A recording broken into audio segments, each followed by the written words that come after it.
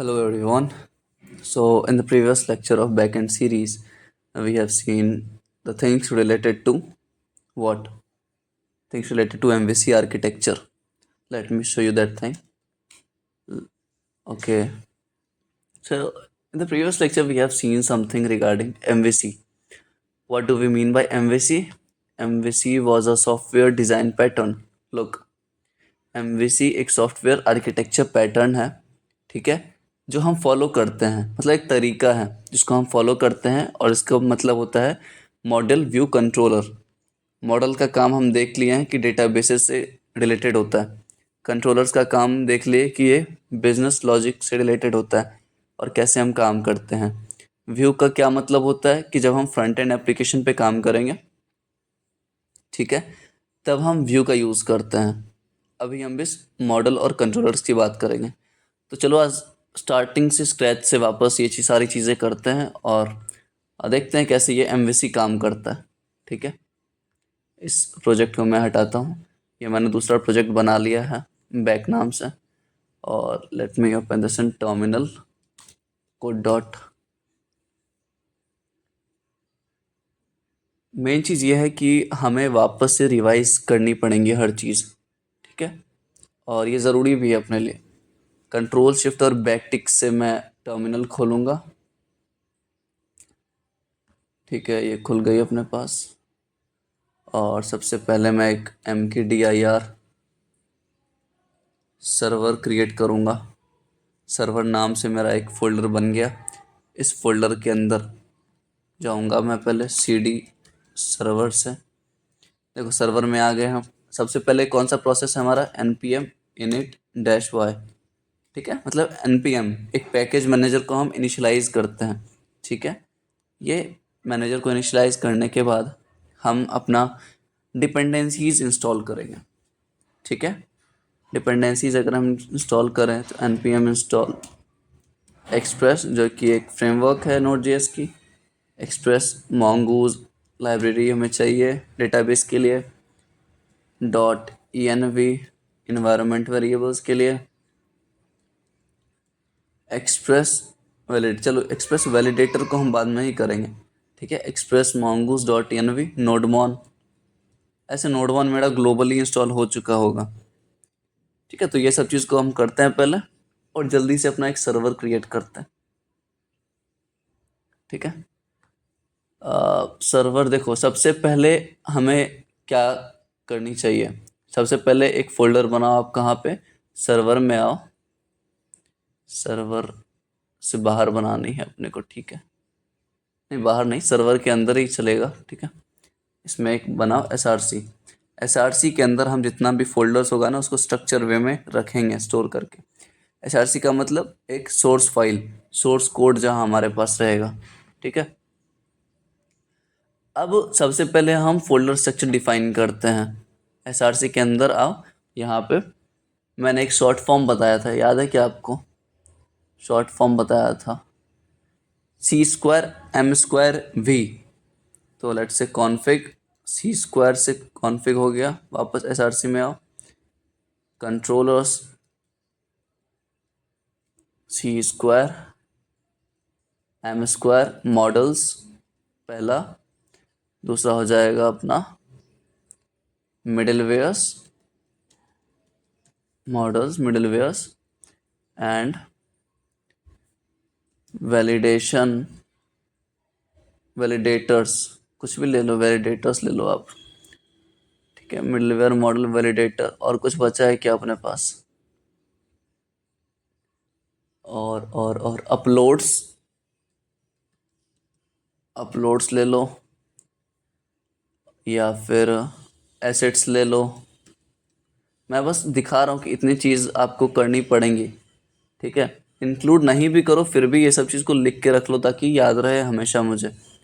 ठीक है, src के अंदर मुझे एक फ़ाइल लेनी है। अब फाइल क्या लूँगा मैं? server.js, जो मेरी मेन फाइल होने वाली है। ठीक है, यहाँ पे हम अपना सर्वर क्रिएट करेंगे, और ये किसके अंदर है? src के अंदर है। ठीक है, src के अंदर है तो मुझे यहाँ पे स्क्रिप्ट डिफाइन करनी पड़ेगी। स्टार्ट स्क्रिप्ट डिफाइन करते हैं हम अपना।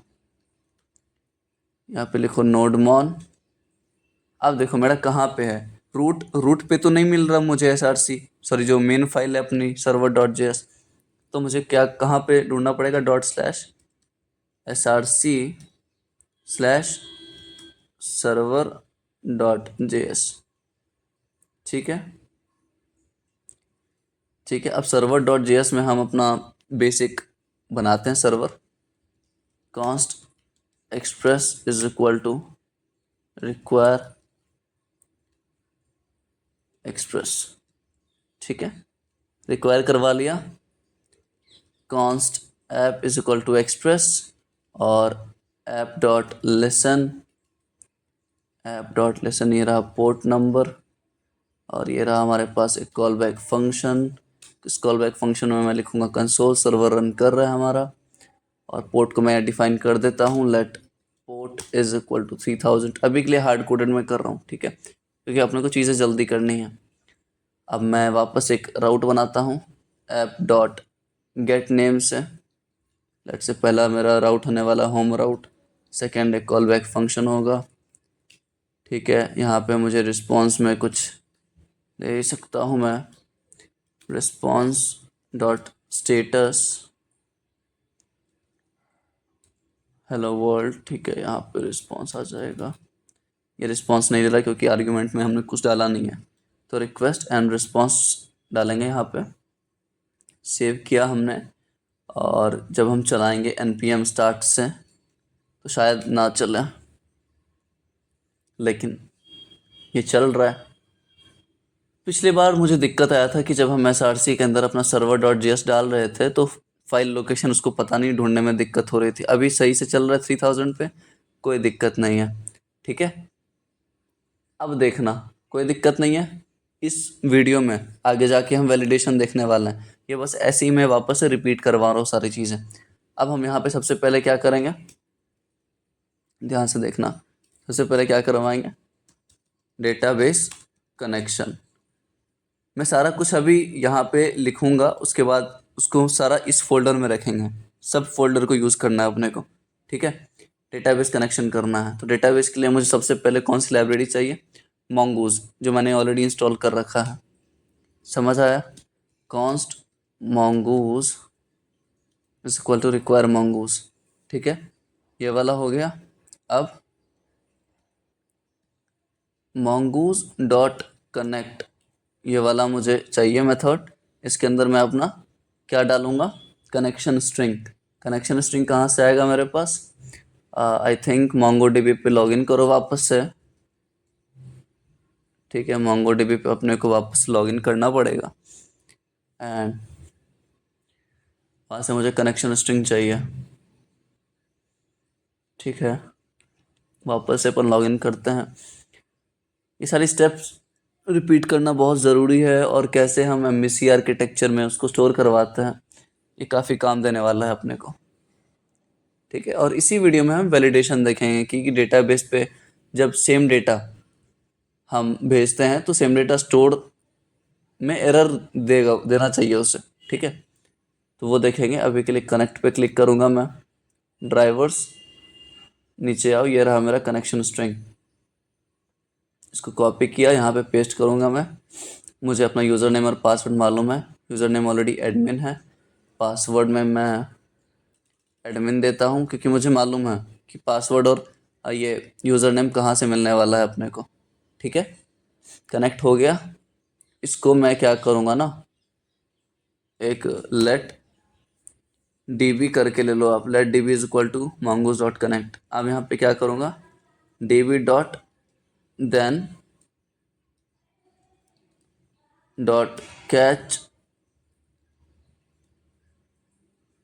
ठीक है, इतना कर लिया मैंने, प्रॉमिशन यूज़ किया है। अगर नहीं समझ आ रहा तो पहले वाला लेक्चर देख लेना। ये कॉल बैक लेगा, कॉल बैक लिया, यहाँ पे मैं डाल दूंगा डेटाबेस कनेक्टेड, यहाँ पे मैं डेटा पास करा दूंगा।